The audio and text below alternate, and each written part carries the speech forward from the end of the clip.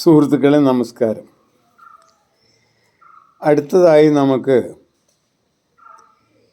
20-ാം നൂറ്റാണ്ടിൻ്റെ ശാസ്ത്രത്തിൻ്റെ തലവര തന്നെ മാറ്റി എഴുതിയ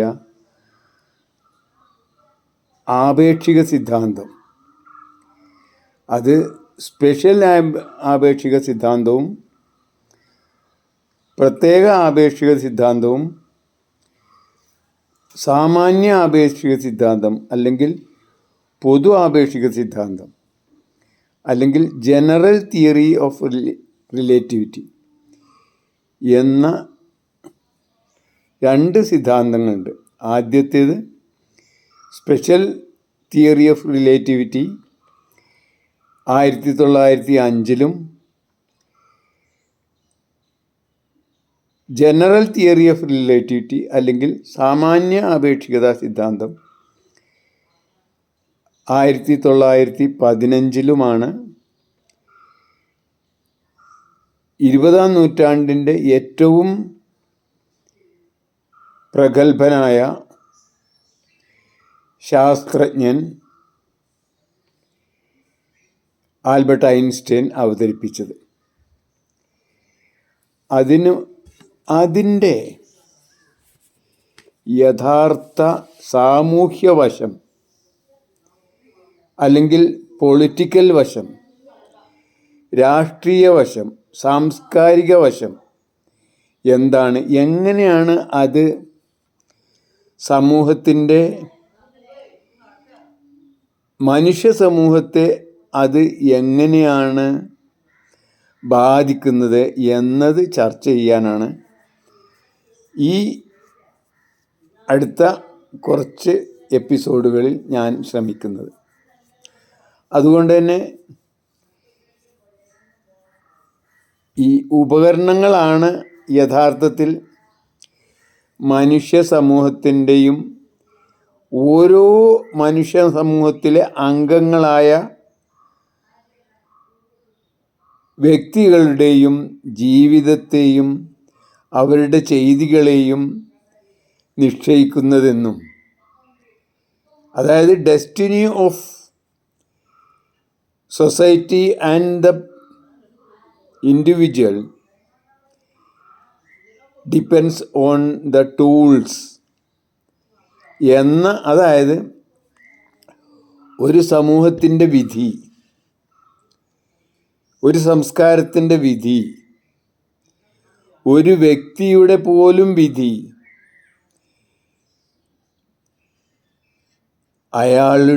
അയാൾ ഉപയോഗിക്കുന്ന ഉപകരണങ്ങളിൽ നിക്ഷിപ്തമാണെന്നും അവയാണ് തീരുമാനിക്കുന്നത് എന്നും ഉള്ള ഒരു വീക്ഷണം.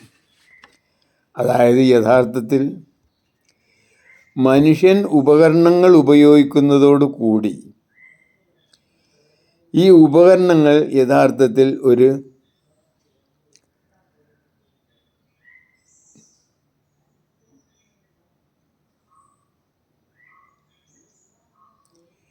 ഭീകരജീവിയായി മാറി അവൻ്റെ ജീവിതത്തെ മുച്ചൂടും നിയന്ത്രിക്കുന്ന, നയിക്കുന്ന ഒരു വസ്തുവായി ഉപകരണങ്ങൾ മാറുകയാണ് ഉണ്ടായത്. ഈ പരമസത്യം, അതായത് യഥാർത്ഥത്തിൽ ഈ ഉപകരണങ്ങളാണ് പിന്നീട് അവൻ്റെ എല്ലാ ചെയ്തികളെയും, അതിനുശേഷം ഉണ്ടായ, ഈ ഉപകരണങ്ങൾ കണ്ടെത്തിയതിന് ശേഷം ഉണ്ടായ അയാളുടെ ജീവിതത്തെ തന്നെ മാറ്റിയതും നിയന്ത്രിച്ചതും പരുവപ്പെടുത്തിയതും എന്ന് കുറച്ച് സമയം ഒന്ന് ശാന്തമായിരുന്ന് ആലോചിച്ചാൽ നിങ്ങൾക്ക് മനസ്സിലാവും. അതായത് ഉപകരണങ്ങൾ എന്നാൽ നാം ഉദ്ദേശിക്കുന്നത് യഥാർത്ഥത്തിൽ ഈ പ്രകൃതിയിലുള്ള വസ്തുക്കളെ ഉപയോഗിച്ച് ഒരു പ്രത്യേക കാര്യം എളുപ്പത്തിലോ കൂടുതൽ കാര്യക്ഷമമായോ ചെയ്യാൻ ഉപയോഗിക്കുകയും ആ വസ്തു രണ്ടാമത്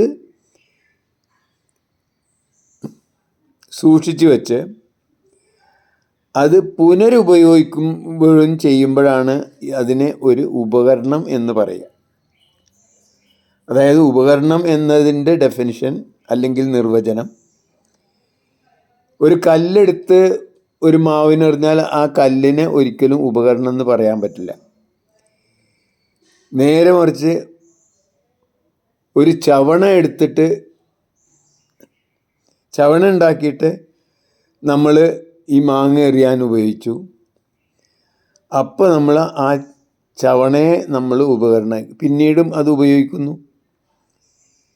അത് അല്ലെങ്കിൽ ഒരു കല്ല് തന്നെയാണ് വെച്ചുള്ളൂ, ഒരു പ്രത്യേക വലിപ്പത്തിലുള്ള കല്ല് ഉണ്ടാക്കിയിട്ട് ആ കല്ല് ഉപയോഗിച്ചിട്ട് മാങ്ങ എറിഞ്ഞു. പിന്നീട് ആ കല്ല് രണ്ടാമതും എടുത്തു വെച്ചിട്ട് രണ്ടാമതും അത് ഉപയോഗിക്കുമ്പോൾ അതിനെ നമ്മൾ ഉപകരണം എന്ന് പറയും. ഈ ഉപകരണങ്ങൾ ആണ് യഥാർത്ഥത്തിൽ മനുഷ്യനെ മനുഷ്യനാക്കിയത്. മനുഷ്യനെ യഥാർത്ഥത്തിൽ മറ്റു ജീവികളിൽ നിന്നും വ്യത്യസ്തനാക്കിയതും ഈ ലോകത്ത് തന്നെ കീഴടക്കാൻ പോന്നവനാണ് അവൻ എന്ന വ്യാമോഹം അവനുണ്ടാക്കിയതും ഈ ഉപകരണങ്ങളാണ്. എന്തിന്? ഈ ഉപകരണങ്ങൾ എന്നത് ചെറിയ സാധനമൊന്നുമല്ല. യഥാർത്ഥത്തിൽ ഭൗതികമായ ഉപകരണങ്ങൾ ആണ് നമ്മൾ പറഞ്ഞ ഈ കല്ലും ചവണയൊക്കെ. പക്ഷേ അതേപോലെ തന്നെ തീയ്, അടുപ്പ്, ചട്ടി, പാത്രം, കത്തി,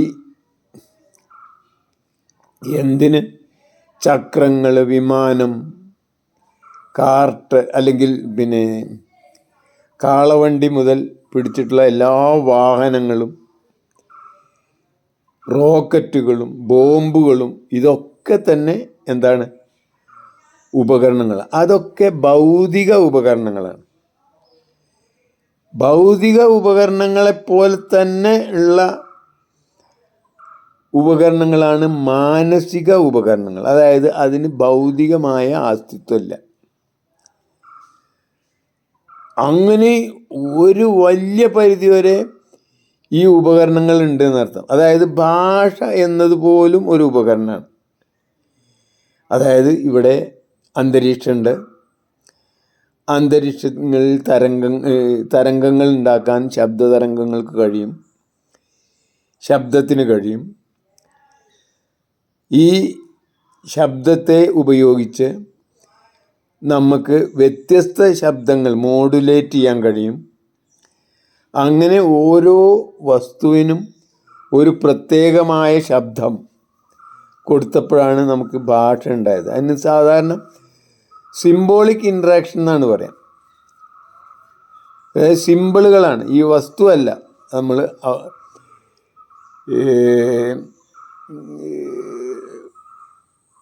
വിതരണം ചെയ്യണത്. വസ്തുവിന് പകരം അതിൻ്റെ ഒരു ശബ്ദമാണ്. അപ്പോൾ ഈ സിംബോളിക് ഇൻട്രാക്ഷനും ഒക്കെ എന്താണ്? മനുഷ്യൻ്റെ ഉപകരണം. എന്തിന്? പൂജ്യം ഒരു ഉപകരണമാണ്.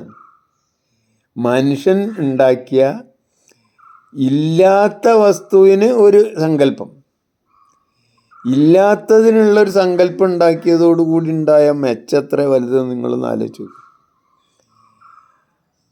555 അല്ലെങ്കിൽ 543 എന്നൊക്കെ പറഞ്ഞാൽ ഈ 3 5 ഈ 0 ഉള്ളതുകൊണ്ടാണ് ഒരു 5-ന് 500 മറ്റൊരു 5 50, മറ്റൊരു 5 സാധാരണ അക്കമാണ്. അതായത് 543 എന്നാണെങ്കിലോ 5 500, 4 40, 3 ഒറ്റയാണ്. അതായത് 40-ൻ്റെ 0-ഉം 500-ൻ്റെ 0-ഉം കാണില്ല എന്ന് മാത്രം. പക്ഷെ അത് എഴുതുമ്പോൾ, അതായത് ദശക്രമത്തിലുള്ള ഈ എഴുത്ത് നമ്മളെ അതിലൂടെ നമുക്ക് ആ രീതി മനസ്സിലാവുന്നതോടുകൂടിയാണ് അങ്ങനെ ഉണ്ടാക്കിയതും. അങ്ങനെ ഈ ഇല്ലാത്ത ഒരു സാധനത്തെ സങ്കല്പിച്ച് അത് അക്കങ്ങൾ എഴുതാനും അത് ഉപയോഗിക്കാനും അത് കണ്ടെത്തിയതും അത് പഠിപ്പിച്ചതും ഒക്കെ ഇന്ത്യക്കാരാണ് ലോകത്തിനാകെ. അതിനു മുമ്പ് ഈ സംഗതി ഈ അക്കങ്ങളൊന്നും അത്ര ഈസി ആയിട്ട് വിതരണം ചെയ്യാനോ എഴുതാനോ കൂട്ടാനോ കിഴിക്കാനോ ഗുണിക്കാനോ ഹരിക്കാനോ ഒന്നും പറ്റില്ലായിരുന്നു. പക്ഷേ ഇല്ലാത്ത ഒരു സാധനത്തെ സങ്കല്പിച്ച് അതിന് ഒരു രൂപം കൊടുത്ത് രൂപം ആരോപിച്ച് അതുണ്ടോന്നും ഇല്ലയെന്നും പറയുന്ന രീതിയിലായി. അതായത് ഒരു സാധനം ജിന്ന് പോലെ, ജിന്നുണ്ടോ, ഉണ്ട്, ഇല്ലേ, ഇല്ല എന്നതുപോലെ ഒരു മാന്ത്രികനായ പൂജ്യം ഉണ്ടായതുകൊണ്ടാണ് നമുക്ക് യഥാർത്ഥത്തിൽ ഈ അക്കങ്ങളെയും സംഖ്യകളെയും ഒക്കെ അമ്മാനമാടാനും നമ്മളെ കയ്യിലൊതുക്കാനൊക്കെ കഴിഞ്ഞത്. പൂജ്യത്തിനെ കുറിച്ച് പറയുകയാണെങ്കിൽ അത് ലോകത്ത് മനുഷ്യൻ കണ്ടെത്തിയ ഏറ്റവും വലിയ മാന്ത്രിക ചെപ്പാണ്. ആ ചെപ്പ് മനുഷ്യൻ്റെ ഒരു ഉപകരണമാണ്. അതേപോലുള്ള അനേകം ഉപകരണങ്ങളുണ്ട്. അതിലൊന്നാണ് ദൈവം, പിശാച്, പ്രേതം. ഇതൊക്കെ തന്നെ മനുഷ്യൻ്റെ ഉപകരണങ്ങളാണ്, മനുഷ്യനിർമ്മിത ഉപകരണങ്ങളാണ് നടത്തുന്നത്. പ്രത്യേകിച്ച് ആ വാക്കുകൾ അതില്ല എന്നല്ല ഞാൻ പറയണത്. പക്ഷേ ഭാഷയിലൂടെ നമ്മൾ അവതരിപ്പിക്കുമ്പോൾ അതിന് നമ്മൾ ഉപയോഗിക്കുന്ന ഈ സിമ്പിളാണ് ദൈവം, അല്ലാഹു എന്നൊക്കെ പറയുന്നത്. അപ്പോൾ ആ ഉപകരണം ഉപയോഗിക്കുമ്പോഴാണ് നമുക്ക് കൂടുതൽ എളുപ്പത്തിൽ കാര്യങ്ങൾ മനസ്സിലാക്കുക. അതോടുകൂടി ഉണ്ടായ മറ്റൊരു തമാശ എന്താണ്, ഭാഷ എന്ന ഉപകരണം വന്നതോടുകൂടി ഭൗതികമായതും ഭൗതികമല്ലാത്തതുമായ കാര്യങ്ങൾ നമുക്ക് വിനിമയം ചെയ്യാനായി. അതോടുകൂടി തന്നെ ഉണ്ടായ മറ്റൊരു പ്രശ്നം എന്താ വെച്ചാൽ, ഈ ഉപകരണങ്ങൾക്കുള്ളൊരു കുഴപ്പം എന്താ വെച്ചാൽ അത് ചിലപ്പം അതിര് വിടും. അതായത് ഈ ഉപകരണങ്ങൾ നമുക്ക് വളരെ നല്ലതാണെന്ന് തോന്നിയേക്കാം തുടക്കത്തിൽ, നമ്മൾ പ്രകൃതിയെ തോൽപ്പിക്കാനായിട്ട് ഉപകരണം ഉപയോഗിച്ചു എന്ന് തോന്നിയേക്കാം. പക്ഷേ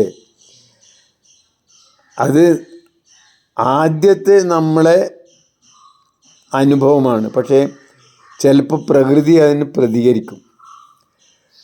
ആ പ്രതികരണം പലപ്പോഴും മനുഷ്യൻ്റെ ചിന്തക്കും മനുഷ്യൻ്റെ അതിരുകൾക്കും അതീതമായിരിക്കും. അതാണ് ഇതിൻ്റെ മറ്റൊരു പ്രത്യേകത. അതായത് ഉപകരണങ്ങൾ മനുഷ്യനുണ്ടാക്കുമ്പോൾ തന്നെ അവൻ്റെ കുളം അവൻ തന്നെ തോണ്ടുന്ന ഒരവസ്ഥ, അതായത് പ്രകൃതി വിരുദ്ധമായ പ്രകൃതിയേതരമായ ഒരു അവസ്ഥയിലേക്ക് മനുഷ്യൻ വിജയിച്ച് കയറുമ്പോൾ, മനുഷ്യൻ പ്രകൃതിയെ കീഴടക്കുന്നതോടുകൂടി ആ പ്രകൃതി ചിലപ്പോൾ പ്രതികരിക്കും. അല്ലെങ്കിൽ ഈ മാറ്റം ഒരു വലിയ പരിധിവരെ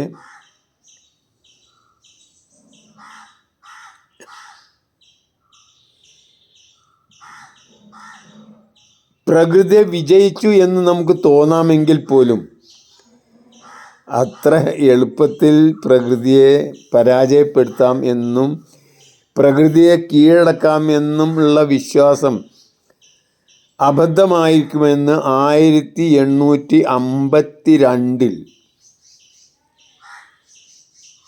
കാറൽ മാർക്സിൻ്റെ വളരെ അടുത്ത സുഹൃത്തും സഖാവുമായിരുന്ന ഫ്രെഡറിക് എംഗൽസ് വളരെ കൃത്യമായി എഴുതി വച്ചിട്ടുണ്ട്. ഞാൻ അദ്ദേഹത്തെ നമിക്കുന്നു. അതായത് പ്രകൃതിയെ കീഴടക്കി എന്ന നമ്മൾ മനുഷ്യൻ്റെ വ്യാമോഹവും അതൊക്കെ തനി അബദ്ധമാണെന്നും മനുഷ്യനൊരിക്കലും പ്രകൃതിക്ക് അതീതനല്ലെന്നും പ്രകൃതിയുടെ ഭാഗമാണെന്നും നമുക്ക് ഒരിക്കലും അതിനെ തോൽപ്പിക്കുക എന്നുള്ളത് നടക്കില്ല എന്നും വളരെ വ്യക്തമായി എഴുതി വച്ച, ഞാൻ കണ്ട ഏറ്റവും ആദ്യത്തെ മനുഷ്യകുലത്തിലെ മനുഷ്യനാണ് ഫ്രെഡറിക് ഏംഗൽസ്. അപ്പം എന്തായാലും ഞാൻ പറഞ്ഞു വന്നത്, ഈ ഉപകരണങ്ങൾ എന്നത് മനുഷ്യൻ്റെ വലിയ ഒരു പ്രത്യേകതയാണ്. മനുഷ്യൻ തന്നെ ഉപകരണങ്ങൾ ഉപയോഗിക്കുന്ന ജന്തു എന്ന ഒരു നിർവചനവും മനുഷ്യനുണ്ട്. ആ ഉപകരണങ്ങളിൽ ഒരു പ്രത്യേക കാലഘട്ടം, നമുക്കെല്ലാവർക്കും അറിയാം, ഉപകരണങ്ങളുടെ ആ വികാസം മനുഷ്യൻ്റെ ജൈവികമായ വികാസം പോലെ, പരിണാമം പോലെ തന്നെ ഉപകരണങ്ങൾക്കും വലിയ പരിണാമം തന്നെയുണ്ട്, അല്ലെങ്കിൽ വികാസം തന്നെയുണ്ട്. അതുമാത്രമല്ല, നമ്മളെ ഈ ഉപകരണങ്ങളുടെയൊക്കെ ഒരു പ്രത്യേകത എന്താ വെച്ചാൽ, ഈ ഉപകരണങ്ങൾക്കൊക്കെ തന്നെ അതിൻ്റെ മുൻ ഉപകരണങ്ങളുമായിട്ടൊരു ബന്ധമുണ്ട്. അങ്ങനെ ഉപകരണങ്ങൾ ഏറ്റവും അവസാനം ചെന്നെത്തിയ, മനുഷ്യൻ ഉപകരണങ്ങൾ ഉപയോഗിക്കാൻ തുടങ്ങി ആദിമകാല ഉപകരണങ്ങളായ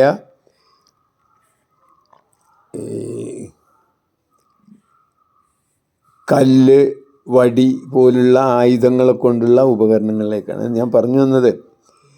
ഇപ്പോൾ നമ്മൾ ഏതെങ്കിലും ഒരു ഉപകരണം, ഇപ്പോൾ ഒരു മൊബൈലായിക്കോട്ടെ, അത് ഉപയോഗിക്കുന്നത്, അത് ആധുനികമാണെന്ന് നമുക്ക് തോന്നിയേക്കാം. പക്ഷേ ആധുനികമാണെങ്കിൽ പോലും അതിന് നമ്മളെ ആദിമ മനുഷ്യൻ്റെ ശിലായുഗങ്ങളിലെ ആയുധവുമായിട്ടുള്ള ഒരു ബന്ധമുണ്ട്.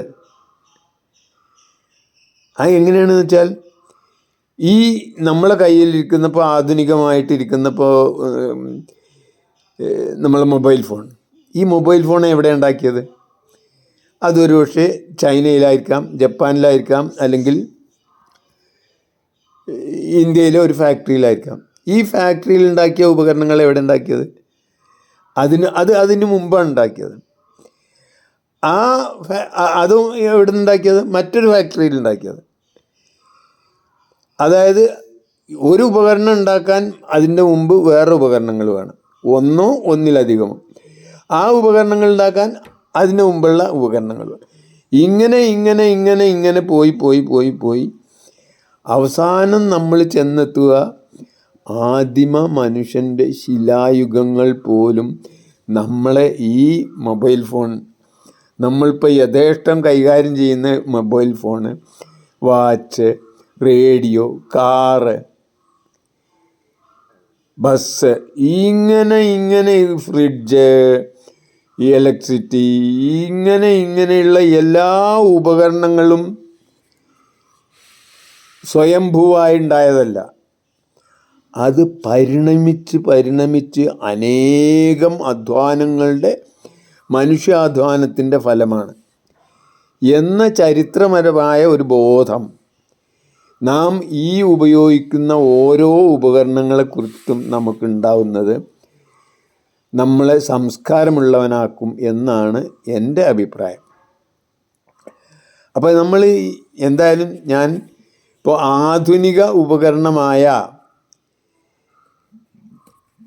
സാമാന്യ ആപേക്ഷികതാ സിദ്ധാന്തത്തിൻ്റെ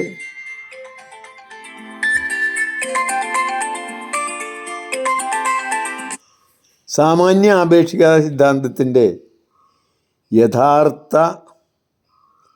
അവസ്ഥ എന്താണെന്നും, ഈ സാമാന്യ ആപേക്ഷികതാ സിദ്ധാന്തം എങ്ങനെ ഈ നമ്മുടെ സമൂഹത്തിൻ്റെ വീക്ഷണത്തെ, സമൂഹത്തിൻ്റെ തത്വശാസ്ത്രത്തെ, സമൂഹത്തിൻ്റെ രാഷ്ട്രീയത്തെ, സമൂഹത്തിൻ്റെ സംസ്കാരത്തെ എങ്ങനെ ബാധിക്കുന്നു എന്നും ചർച്ച ചെയ്യാനാണ് ഞാൻ ഉദ്ദേശിക്കുന്നത്. അതിൽ ഏറ്റവും പ്രധാനപ്പെട്ട ഈ 20-ാം നൂറ്റാണ്ടിൻ്റെ തലവര തന്നെ മാറ്റി എഴുതിയ സാമാന്യ ആപേക്ഷികതാ സിദ്ധാന്തം. സാമാന്യ ആപേക്ഷികതാ സിദ്ധാന്തത്തിൻ്റെ ഒരു ബൈ പ്രൊഡക്റ്റാണ്, അല്ലെങ്കിൽ ആപ്ലിക്കേഷനാണ്, അല്ലെങ്കിൽ പ്രയോഗമാണ് നമ്മുടെ വിനാശത്തിൻ്റെ അങ്ങേ അറ്റത്തെ ആറ്റം ബോംബും ഹൈഡ്രജൻ ബോംബും ന്യൂക്ലിയർ ബോംബുകളും എന്നത് നാം മറക്കരുത്. അത് എങ്ങനെയാണ് മനുഷ്യ സമൂഹത്തിൻ്റെ തത്വശാസ്ത്രത്തെയും മനുഷ്യ സമൂഹത്തിൻ്റെ സംസ്കാരത്തെയും മനുഷ്യ സമൂഹത്തിൻ്റെ രാഷ്ട്രീയ മീമാംസകളെയും സാമൂഹ്യ ബന്ധങ്ങളെയും എങ്ങനെയൊക്കെയാണ് നയിക്കുക എന്ന് വളരെ പ്രസക്തമായ ഒരു വിഷയം ചർച്ച ചെയ്യാനാണ് ഞാൻ ഉദ്ദേശിക്കുന്നത്. അത് സാധാരണ ഇങ്ങനെ ഒരു വീക്ഷണഗതി ഞാൻ കണ്ടിട്ടില്ല. മാത്രമല്ല, ഈ സാമാന്യ ആപേക്ഷികതാ സിദ്ധാന്തത്തെക്കുറിച്ചിട്ട് വ്യക്തമായ ഒരു ധാരണ നമ്മളെ സമൂഹത്തിൽ ഉണ്ട് എന്ന അഭിപ്രായം വന്നിട്ടില്ല, വന്നുകൊണ്ടേയിരിക്കുകയാണ്. പക്ഷേ അതിൻ്റെ പ്രത്യാഘാതങ്ങൾ, ഇപ്പോൾ ഉദാഹരണമായിട്ട് ഈ ആറ്റം ബോംബ് കൊണ്ടുണ്ടായ പ്രത്യാഘാതങ്ങൾ, ആറ്റം ബോംബ് കൈവശം വെച്ചത് കൊണ്ട് മാത്രം ഉണ്ടായ യുദ്ധങ്ങൾ ഇല്ലാതായത്, അതേപോലെ തന്നെ അതോടനുബന്ധിച്ച് വരേണ്ട ഈ ഡിസ്ട്രക്റ്റീവ് വെപ്പൺസ് അല്ല കൂടുതൽ മെച്ചമായത്, നോൺ ഡിസ്ട്രക്റ്റീവ് വെപ്പണായ അഹിംസയും അതേപോലെ തന്നെ അഭിപ്രായ വ്യത്യാസങ്ങളെ മാനിക്കാനും വിശകലനം ചെയ്യാനും പൊതുവായ ഒരു സമീപനത്തിലൂടെ മുന്നോട്ട് നീങ്ങാനും ഉള്ള കഴിവ് നേടിയ ഒരു സമൂഹത്തിലേക്കാണ് നാം ഇന്ന് എത്തിയിരിക്കുന്നത്. അപ്പോൾ എല്ലാ ഉപകരണങ്ങളും, ഏറ്റവും ഡിസ്ട്രക്റ്റീവായിട്ടുള്ള മനുഷ്യവംശം കണ്ടെത്തിയ മാരകമായ, ഏറ്റവും കൂടുതൽ മനുഷ്യരെ കൊല്ലാൻ പര്യാപ്തമായ ഉപകരണമായ ആറ്റം ബോംബ് പോലും പോസിറ്റീവായ കുറേ കാര്യങ്ങൾ ചെയ്തിട്ടുണ്ട്. അതായത് അന്നുവരെ ഉണ്ടായിരുന്ന മനുഷ്യ സമൂഹങ്ങളും മനുഷ്യ കുലങ്ങളും രാജ്യങ്ങളുടെ പേരിലും വ്യക്തികളുടെ പേരിലും മറ്റു രീതിയിലുണ്ടായിരുന്ന ആക്രമണങ്ങൾ, യുദ്ധങ്ങൾ, ഫിസിക്കലായിട്ടുള്ള ആക്രമണങ്ങളും യുദ്ധങ്ങളും തന്നെ വളരെയധികം കുറയാൻ ഈ ഉപകരണമായ, അതായത് സാമാന്യ ആപേക്ഷികതാ സിദ്ധാന്തവും അത് കാരണം, അല്ലെങ്കിൽ അതിൻ്റെ ഒരു പ്രയോഗമായ ആറ്റം ബോംബ്, ന്യൂക്ലിയർ ആയുധങ്ങളും നമ്മെ സഹായിച്ചിട്ടുണ്ട്, അല്ലെങ്കിൽ ഈ മനുഷ്യകുലത്തിന് ഉപകാരപ്രദമായിട്ടുണ്ട്. മാത്രമല്ല, ഇപ്പോൾ 10ഓളം രാജ്യങ്ങളാണ് ഈ ആറ്റം ബോംബ് കൈവശം വച്ചിരിക്കുന്നത്. അവർ തമ്മിൽ യുദ്ധം നടക്കുക എന്നുള്ളത് സ്വാഭാവികമായും കുറച്ചെങ്കിലും ബുദ്ധിയുള്ളിടത്തോളം കാലം നടത്തില്ല. കാരണം 2 ന്യൂക്ലിയർ ശക്തികൾ തമ്മിലുള്ള യുദ്ധത്തിൻ്റെ പര്യവസാനം ഒരു പുതിയ സമവാക്യത്തിലേക്ക് എത്തിച്ചിരിക്കുന്നു. എന്താണെന്ന് വെച്ചാൽ, അവിടെ ജയിക്കാൻ ആരും ഉണ്ടാവില്ല. അതായത് 2 ന്യൂക്ലിയർ ആയുധശക്തികൾ തമ്മിൽ മത്സരിച്ചാൽ, യുദ്ധം ചെയ്താൽ, ചരിത്രത്തിൽ ഇന്നേ വരെ ഇല്ലാത്ത ഒരു പുതിയ പ്രതിഭാസം, അതായത് ജയിക്കാൻ ആരുമില്ലാത്ത, എന്നാൽ തോൽക്കാൻ ചിലപ്പോൾ രണ്ടുപേരും ഉണ്ടാവുന്ന ഒരവസ്ഥയിലേക്ക് ലോകം എത്തി നിൽക്കുന്നു. അതൊക്കെ തന്നെ നമ്മുടെ ഈ ഉപകരണങ്ങൾ കാരണമാണ്. അതായത് ഏതാണ് ഉപകരണം? ഇതന്നെ സാമാന്യ ആപേക്ഷികതാ സിദ്ധാന്തവും അത് ഉപയോഗിച്ചുള്ള ഉപകരണങ്ങൾ. അപ്പോൾ എന്തായാലും ഇത് വളരെ പ്രസക്തമായ, വളരെ രസകരമായ, ഒരു മൈൻഡ് ബ്ലോയിങ് ആയിട്ടുള്ള ഒരു ചിന്താശലകമാണ്. അതുകൊണ്ട് തന്നെ താല്പര്യമുള്ളവർ, അതായത് നമ്മളെ സമൂഹത്തെയും ഈ മനുഷ്യകുലത്തിൻ്റെയും മുന്നോട്ടുള്ള പ്രയാണത്തിൽ താല്പര്യമുള്ളവർ, അതെങ്ങനെ ഉണ്ടാവും, അത് ഇനി ഏത് രീതിയിലേക്കാവും, ഈ ഗാന്ധിജിയുടെ അഹിംസാ സിദ്ധാന്തം പ്രസക്തി നഷ്ടപ്പെടുമോ, അത് കൂടുതൽ പ്രസക്തമാവുമോ, അത് ലോകത്തിൻ്റെ തന്നെ, മനുഷ്യകുലത്തിൻ്റെ തന്നെ